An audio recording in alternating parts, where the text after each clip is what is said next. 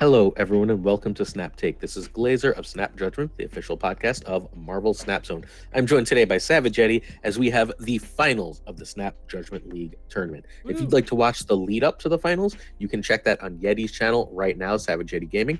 Um, in addition, later today, It's Guest Gaming will be covering like the whole top 8 with commentary, so don't forget to check that out. Also, because that's never enough, we also have a huge announcement about tournaments. We have giveaway winners, and we have a new deck that hit number one. There have been very few decks that hit number one this season, but a new one did yesterday, so we have to cover that. That's a lot to get through. Are you ready, Eddie? I'm ready. So, how you doing today? First, I'm good. I'm a little tired. Was up late last night playing board games. nice. So, would you like to win hundreds of dollars? I would like to win hundreds of dollars. How can I do that? All right. Well, first we go to the next slide, and then the Snap Grand Prix is happening this coming weekend. We'd like you to sign up for that tournament. We've got a brand new sponsor for that. Our new sponsor is Primed Mind. It is a Marvel Snap player, or we wouldn't have done this. This is a Marvel Snap player who is around the same collection level I am, watches the videos, is a regular contributor. He is straight up donating money so that we can do $1,000 in prizes for the Snap Grand Prix taking place 4/27 and the cut on 4/28. We're going to have all sorts of raffles and so on throughout the tournament. This is going to be amazing. If you're willing to check out Prime Mind, it's a mindfulness app. Please do and shoot us a message. Like me personally, shoot me a message. I'd like to know what you think. I just started checking it out. I think it's really cool so far. Also, if you're not sure how to sign up, over on YouTube, Snap Tactics Gunny T has a video that explains the full sign up process.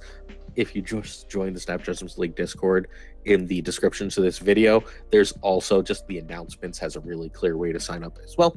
Please, please, please sign up. I think you're really going to enjoy it. Marvel Snap competitive play is top line competitive play. We're making it happen ourselves, completely free to enter. Yeti, you going to cover this with me?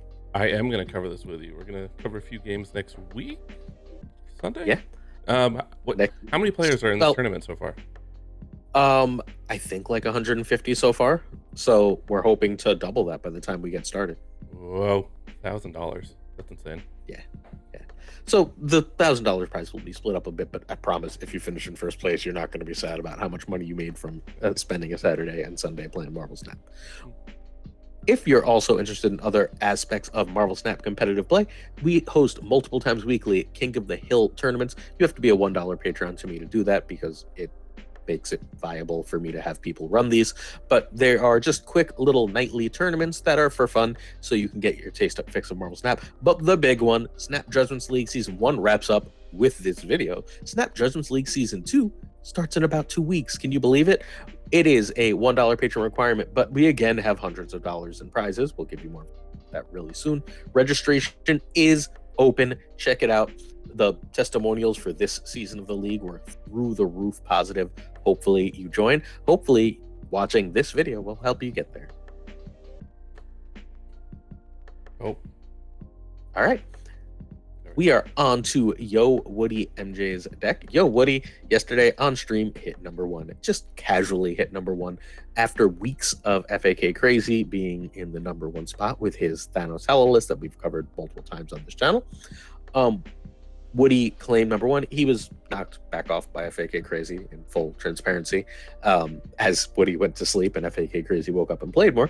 But this is a number 1 viable deck, and it's really, really simple and straightforward, except for the Supergiant, right? Everything about this deck seems like it's really obvious, except Supergiant. Supergiant with Daredevil is the most threatening thing in the world. It is a straight-up cube stealer. If you have opponent has Daredevil and has played Supergiant, and they snap you, how terrified are you? Do you stay? I don't know, man. I've never seen this before. This is so cool. Yeah, it's completely wild. All right. So let's get to card replacements.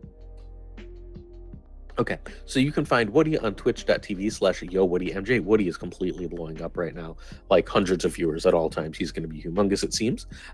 Jeff in this list can be Nightcrawler. You need a Nihilist and Supergiant. Supergiant is like the cube stealer. It's the reason you run Daredevil. It's just a different list without it. We've had plenty of other Annihilist lists if you don't have Supergiant, though. Gladiator can be Baron Zemo here because the reason you're running Gladiator is you want a 3 with big stats, and the only 3 that has stats that compare with Zemo as a single play, that compare with Gladiator as a single play is Zemo. I'm aware that's 2 Series 5 cards, sorry. And Red Guardian can be Mobius, Rogue, or Shang-Chi. Red Guardian is just a nice tech card. All right, in order to play this deck, again, number 1 deck, very, very rare that a new deck hits number 1, at least this season. Turn 1 is Hood, turn 2, Daredevil over Jeff. Turn 3 is usually Gladiator, but sometimes you can play one of the other 3s. I very rarely want to play Cosmo this early, but unless I know I want a Sentry on 4 and I don't have a Nihilus. But sometimes you can tell they've played an Angela, you know they're about to drop a Hope Summers and you have priority, and then next Sonic makes sense in that lane. Or you want to get rid of that Angela and Red Guardian makes sense in that lane. But still, usually Gladiator. Turn 4, Supergiant is your priority, particularly if you already have a Nihilus and Sentry. Sentry is also fine if you have a Nihilus. If not, you're going back to turn 3 plays. Turn 5, you have an unrevealing Nihilus and Ronin and let your opponent figure out what you're doing, especially if you have Daredevil, especially if you snap. And then turn 6, you have multiple options. A nice simple way is if you hit Nihilus, you go Sentry and Annihilate and Maximus, and you've played 16 power, but you're also going to get an extra 10 power out of that surprise void that pops up on the last turn and moves over. You can also play Maximus with Cosmo or Negasonic and Demon. If you had priority going in, then that Negasonic is going to blow up whatever that is the next play. You can Cosmo if they've got like a Wong down or whatever. The Maximus draw 2 will power up Ronin, making Maximus fundamentally a 10 power play. And then that Demon is obviously just a 1/6 and really great stats. And like you just have these ways to have these bursts of power that the opponent literally cannot account for. It's very hard to play around both the Ronin and the Annihilus play lines, and so this deck's really strong. Yeah, this is awesome. Has there been a bigger meta shakeup since the patch that has happened a couple of weeks ago? The decks that have come out of this have been insane to me. This has been... So, we just did the top 10 decks with Den, and we almost always have some kind of consensus, some sort of understanding of what the best stuff is, and we got nowhere with that. We were just like, I guess maybe this, I guess maybe that. So there's Hela, right? Hela still exists. And then there's all these like junky decks and mill decks. And then like there's like a ton of Pixie everywhere, right? Yep. And then there's all these ongoing combo bullshit decks and Mr. Negative. And Mr. Negative was a tier 1 deck on Marvel Snap. Like, that's insane that it's made it there. I called that in mid-March. So in February, BBAK hit number 1 with Negative, and then in March, in the Italian tournament, which I needed an update on, the Italians have fallen off Snap a little bit. You can tell because they're not dominating the leaderboard. But the Italians started playing it in tournaments. They were playing it in their internal tournaments. And I was like, if the Italians are playing it and this is like number 1 and then number 4, everyone should be playing this list. Lo and behold, the next season, Woody's hitting number. It was just wild. The meta is insane. Almost everything works right now. It's so cool. Yeah, it's been a lot of fun to see. All right, one last look at this deck. Always give it one last look so you can make sure you understand what's in it, what's happening with it. Remember that your priority here is Supergiant, and then forcing your opponent to deal with the fact that you might be playing either Sentry or Maximus and a ton of power, or like Cosmo Negasonic, not giving them a way to play around all the different things you do, and forcing them largely to retreat. All right. Before we go on to gameplay, I'd like to announce some Season Pass winners. We are giving away 5 Season Passes, not 4.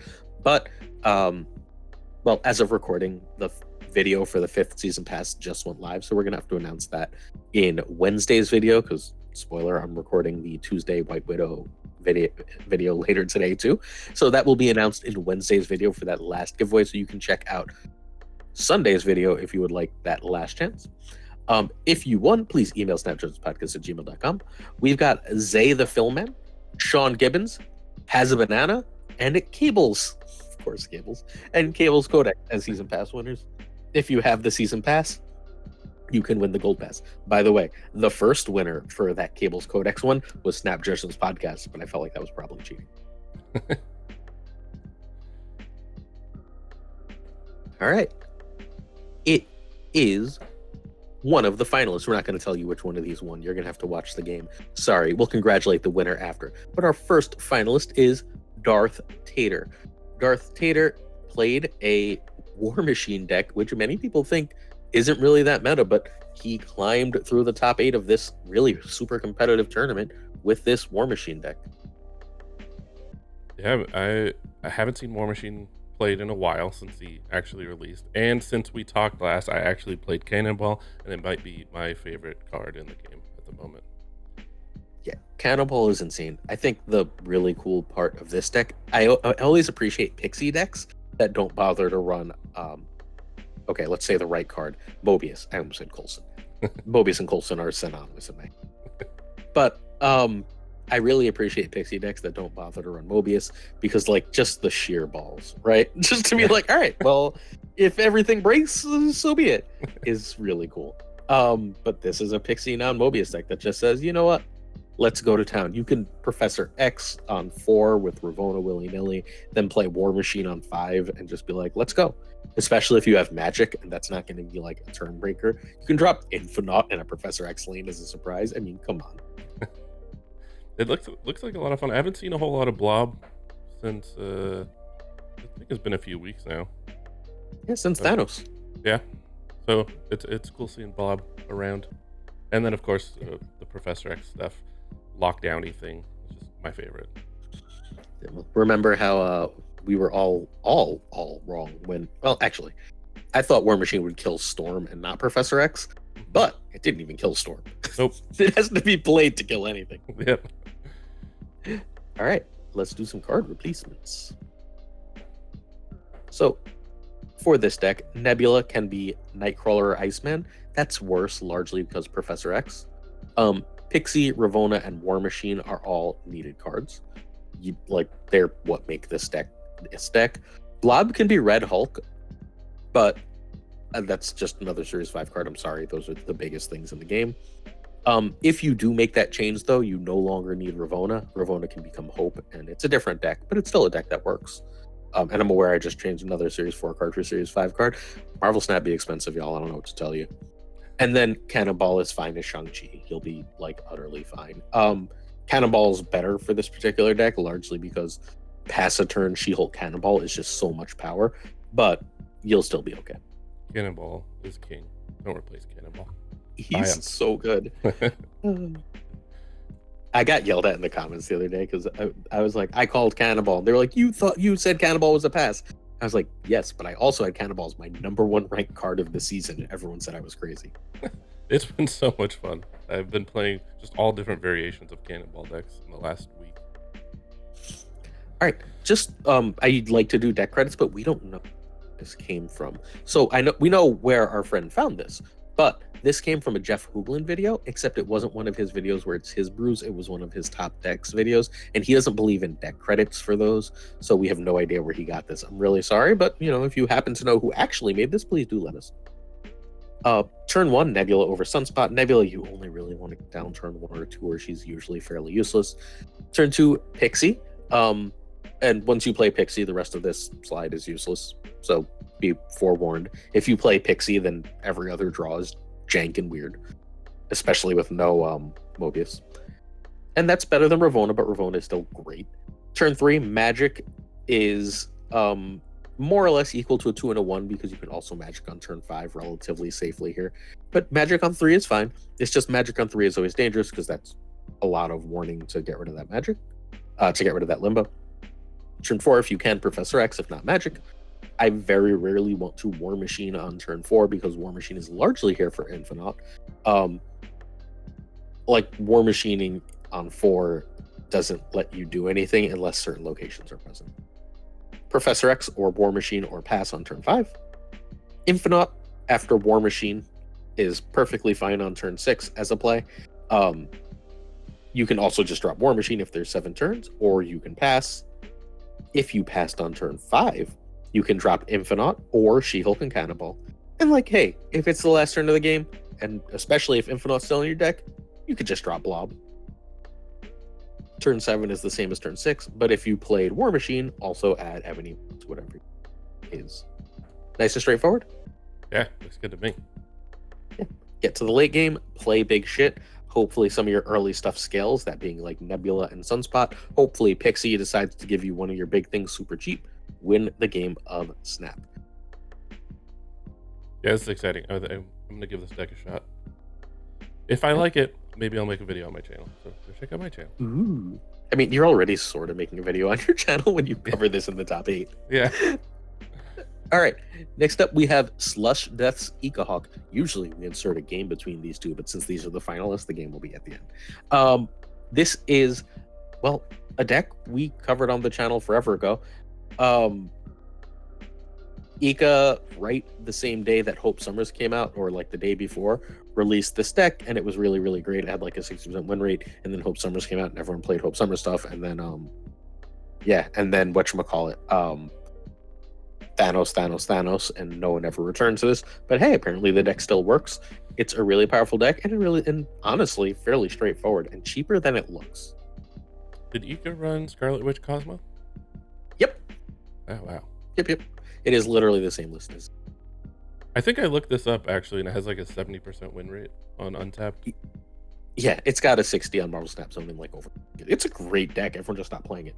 Also, I've been yelling at everyone to play Scarlet Witch or Legion lately because Magic is in suddenly like 70% of decks, and just eat those for free cubes. I haven't seen a lot of Legion really at all for quite a bit. I think there's just a lot more 5-drops in the game now. But I haven't seen Legion or Scarlet Witch. Like, Scarlet Witch is a 2-drop. You can fit Scarlet Witch. It's just no one's playing it. Everyone's being super greedy. But like against those negative decks, those Tribunal decks, those mill decks, they're like, haha, 7 turns. Just you drop a Scarlet Witch and the game's over. Yep. Yeah, this is interesting. The Scarlet Witch Cosmo, mainly the 2 spots that are intriguing here. All right, so you can find Ika. Our friend Slush Death does not have any social media presence, or doesn't have a a Twitch. You can find Ika at twitch.tv/IkaMTS. If you are in America, Ika is moving to, or the Americas, Ika is moving to Canada probably around as we speak, and I'll be streaming at more friendly times for those of us there. So make sure you check him out, follow, so you get some notifications when he goes live. Also, as always, great decks featured here before anyone talks about them. Nico can be Iceman, Nightcrawler, or Jeff here. Hull can be Crossbones without losing too much, but you need Darkhawk, Annihilus, and Scar. But that's only 3 high series cards. Hopefully you bought Scar. Annihilus is 1 series 5, Darkhawk is series 4. Outside of that, this deck is completely makeable. Yeah, and they're also cards that are just pretty key in the meta as a whole, specifically Annihilus and Darkhawk, you can argue. But you should probably already have Darkhawk if you've been playing this game for a while. Yeah, and if you haven't, you're not going to hear a lot of top meta people talk about Darkhawk, but Darkhawk remains a key card. There's no reason to really not have Darkhawk. It's great. All right, quick turn by turn. So first, this is played from the elimination round of Swiss to the finals. So turn 1, Korg is more or less equal to Hood, depending on hand.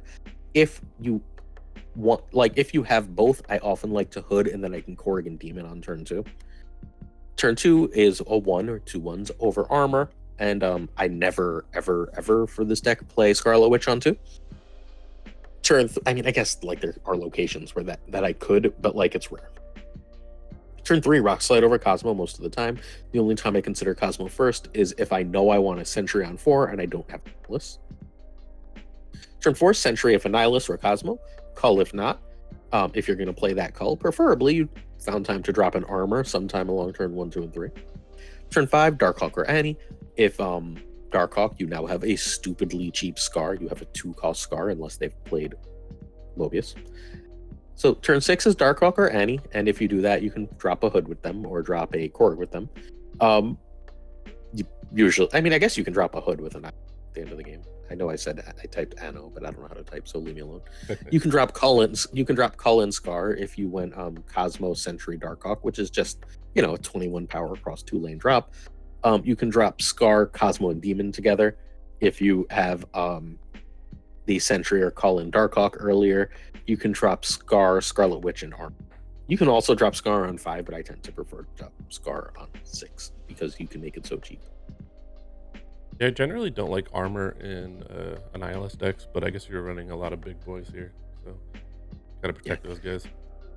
Because it comes out early. Also, it's just a way to make sure you don't like it wins you some location. Make sure you don't auto lose to destroy. Yeah. All right. One last look at this deck.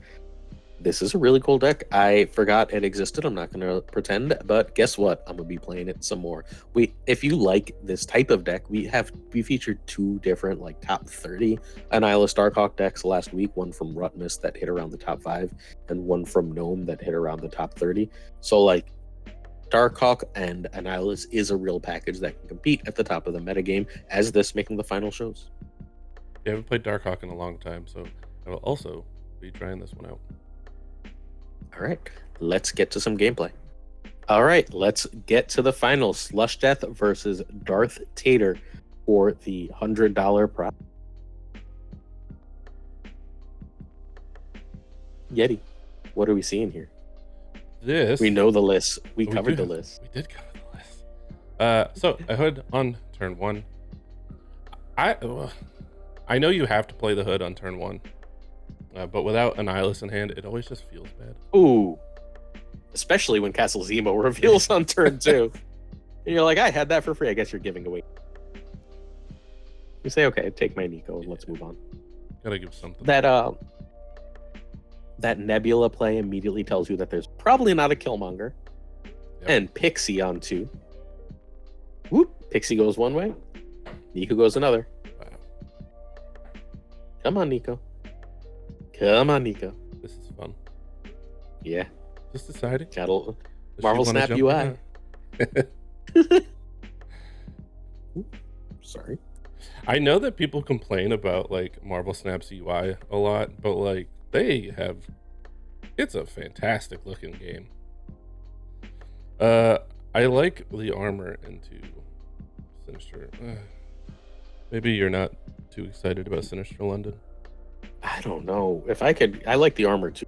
I could then go Scar, and I feel like especially with New York showing, like I'm in reasonably good shape. We know, but they don't, that there's no Shang-Chi present. Yeah. Mm-hmm. Which has to favor Slush Death, right? Yeah. I think so. I mean, Darth Tater has like Infinite and Blob. I guess you do play the armor here. That way you can get the cull. I guess I was just afraid of armor going middle. You don't know there's no Shang, right? Like, yeah. So you're playing the armor because a Shang changes everything. When you're both playing big dumb idiot decks. There's a very cheap Scar. Here comes a War Machine, which I assume is leading to a Blob. We can only see one hand right now, but I assume that this is a Blob. This Rock Slide, man. I would just Scar enough. But I guess they're setting up for the potential draw of. Yeah, I guess you can move stuff to New York, so you're not too concerned about it clogging. Also, Blob versus Darkhawk. It's not the best Darkhawk we've ever heard. And we've got the pass into seemingly She-Hulk Infinite nonsense. Won't have enough to play a She-Hulk. Won't have enough to play a She-Hulk, right? You're right, just Infinite, which was enough. But very unlikely be enough. I would Scarlet Witch that Sinister London with Prio. You cannot move. Oh, takes the... Oh, wow. Wow, Darth Tater retreated a second before I think Slush about to retreat. And this is why you retreat later. Yeah, really. He was hovering over it, and then it was a quick, like, I gotta go. Here comes a rock in the deck. Decent little There's a likely draw. You really would rather get that, given Darkhawk in the deck and the unknown presence of Blob on the other side.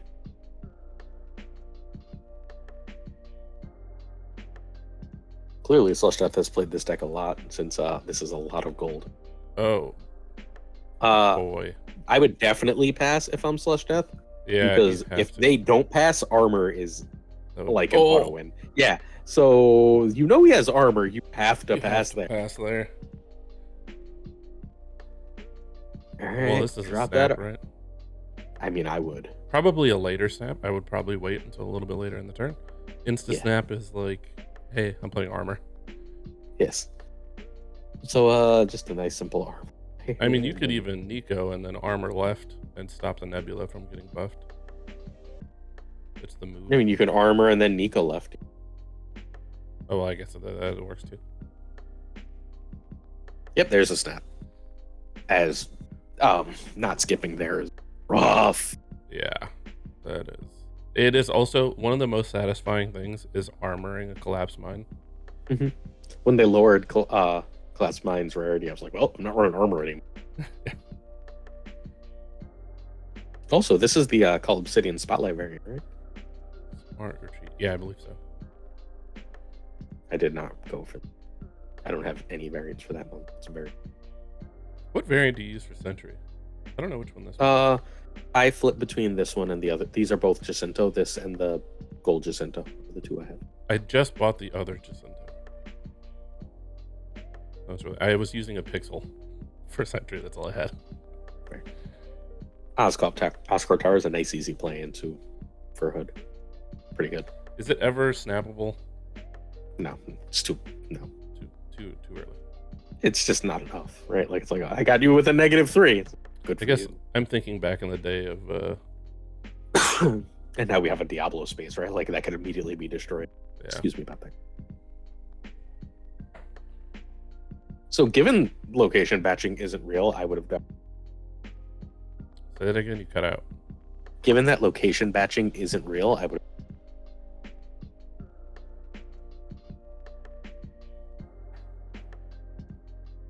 Here's a rock slide. Sorry, noise is happening behind me.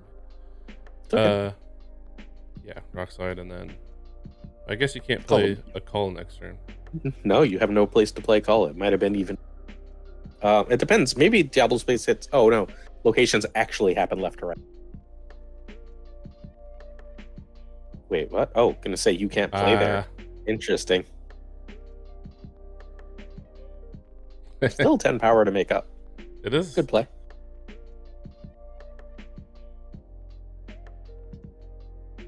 There's no locations. We're playing with nothing. Null thought you could play.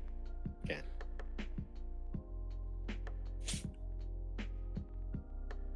Yeah, no real difference on Cosmo mid or right. Nope. I mean, again, you don't know if there's a Shung, right? Yeah. You haven't seen enough to know if there's a Shung, so now you're saying Shung is.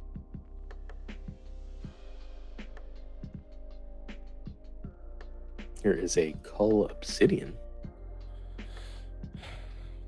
What are you hoping top deck? You don't. Your Scarlet Witch you can play alongside the Star. Oh, you now know the whole deck if you remember. Which he does. Pixie, Rocks, She-Hulk, Magic, Sunspot.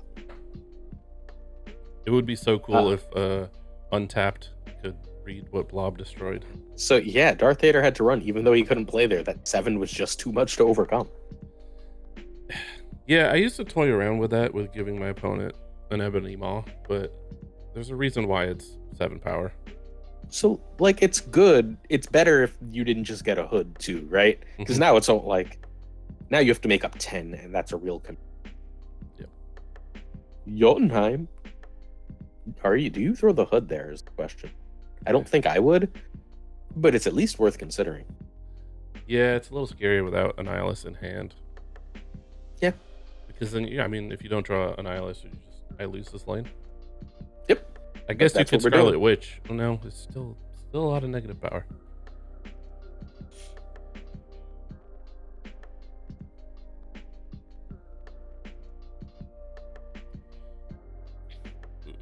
Obviously, a demon into a Nebula lane. Yeah, and then I do like Cosmo. Wait, letting that Nebula grow. Ooh. I don't see a real reason to do that. Baxter building for the +3 string. And 6 is a lot there. I almost certainly would have played that Pixie right as well, though. Because, again, Baxter building power matters because it represents potential extra 4 now. By Magic? By Rock Slide, that's rough. Getting rid of that Magic is rough. Yeah. Here comes a Cosmo into the Baxter building. Yeah. Oh, Not sure how much value Cosmo has in this matchup, really. Snipe a worm, which you can on Yeah. turn 3. and you do have your Annihilus in hand, so you don't want to play the Sentry into the Cosmo. Mhm. I probably would have played Cosmo, right? Again, I guess Shang-Chi is still unknown, so Seemingly not playing the Sentry. Because he hasn't shown Annihilus yet, right? yeah. The Here's a problem here snap, is now you have to play which Sentry changes left. things up. Yeah, but he keeps it under Shang. You still don't know that. Yeah. You know most of the deck, I think. Yeah, and I guess if you're planning on sending over Hood, you're not overly concerned. Whoa. That is a How did that happen? Oh, because Pixie is stupid. Pixie. Got it. Whoa. Yeah, that's why you snap. Call and Gorg. saving the Annihilus for last turn. Yeah. Mm-hmm. I might have gotten the Annihilus out of the. Oh, unfortunate. Worth noting that Sentry getting ducked under 10 does not discount Scar anymore. Yep. But I guess you're okay with that. I don't think you're really planning on playing Scar this game. So Hood being like -6 means that She-Hulk is decides to just go with a Knight. Say, I'll leave my options open last turn. Who snapped? Tater who snapped earlier? That was Tater. Yeah, Tater with the completely absurd turn 4 She-Hulk. Okay, well that's now a 1 lane.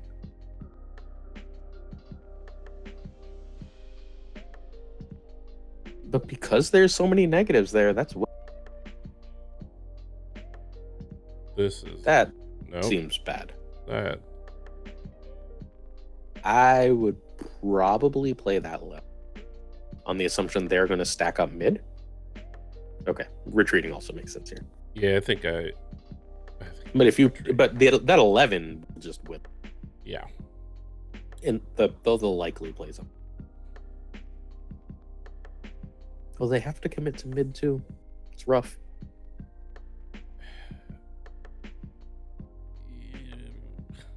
It's a tough one. Because you do know they're running a lot of high costed cards. So odds are they're going to commit to 1 lane. Yeah. So you would be taking a 50-50. I think I would have stayed, but I get it. I get the retreat as well. Yeah.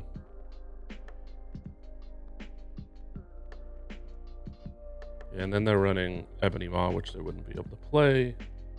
They're really banking on them playing a Ravana and like a War Machine if they're going to split. So,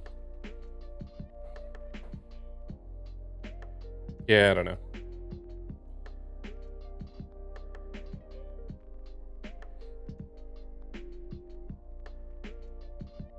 Round 5, high stakes. Nico gets a demon. I might turn that armor into a demon. Decides not to. Again, still worried about potential Shangri location. Yeah, you still haven't seen those last 2 cards in your opponent's deck. I would change Throne Room, I think.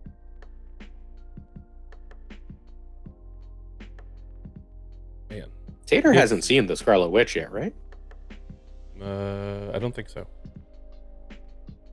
Interesting. Lemuria.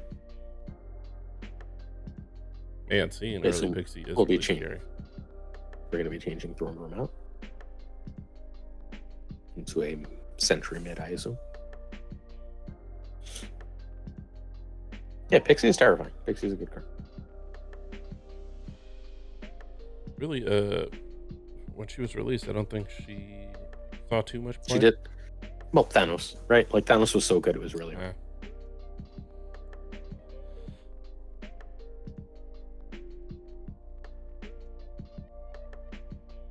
Destroyed cards revive here. Well, that's a lot of power there, but just a nice Annihilus seems perfectly fine here, right? Yeah, I think you play the Annihilus now so you can get Ooh. the Scar out, but they're going to try and get the Scar just cheap enough. I think Annihilus is the right play, but I could easily. You have to play Annihilus to keep up in Stark Tower. Sure. If you play next turn, you're going to lose by 2. You are now tied in Stark Tower. Ooh, snap. Back. Changes the play to Darkhawk. Ooh. I don't mind this either. It feels like you're committing a lot to middle, but I don't mind it. That's That's well, really lucky you didn't play a Nihilist. yeah. Now you know their biggest play is block. Oh no, it's not, because Cosmo's there. You win. Well, Scar you would cannot win, play Cole. but unfortunately, this is the point where we have issues. Okay. So the game has. Oh wow, that would have been the game. Yep. So Celeste Death would have actually wiped Tater out, but I believe we're about to have connection issues, and that's it. Who has Yeah. connection issues? Do you know? This is where I think Tater has connection issues. He actually doesn't get to play anything this turn. And so both players decide to continue. So we continue here. Tater has 3 lives left. Slush has 8 still. We just assume Tater loses the last game for 4. Unfortunate, because that was about to be a very big turn. Yep.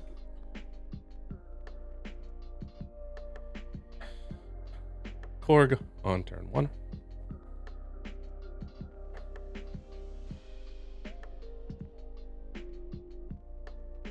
Ooh, Bar Sinister.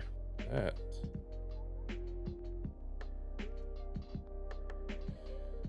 Here's a nice 5 power armor, so you got 9 power in the turn 2. Not bad. Have you ever gotten like a sentry off and a Bar Sinister and then a Nihilist all I have not, but I love myself some Korg nonsense in there. Yeah.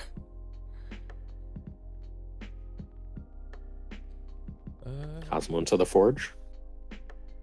Yeah. Fortunate you don't really have a turn 4 play here. At least not yet.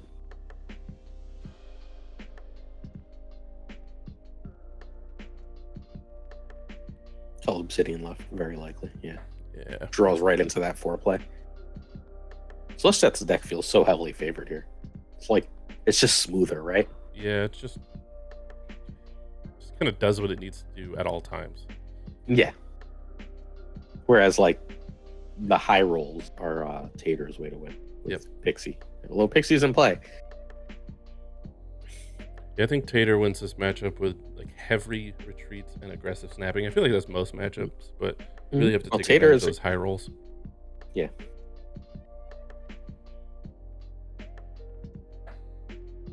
There we go. Early She-Hulk. I might have dropped that one mid. What are you gonna do? Oh boy. Do it. No. No. Sentry mid. He can't. He can't.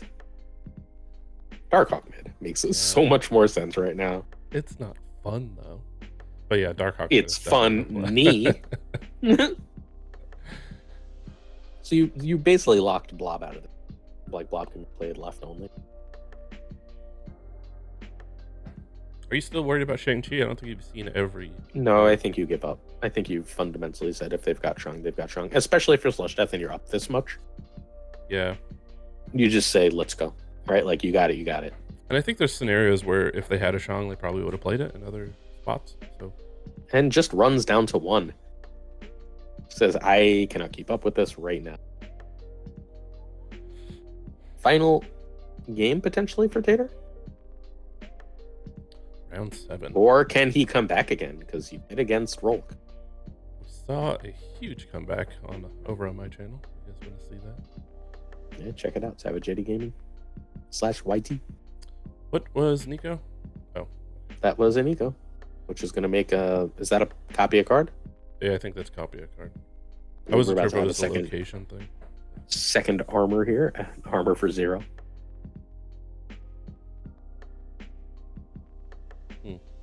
Scar There's a not lot great of this one. negative power going around here. Yeah, Scar not going to be great here. Played 2 cards for a grand total of 0 power.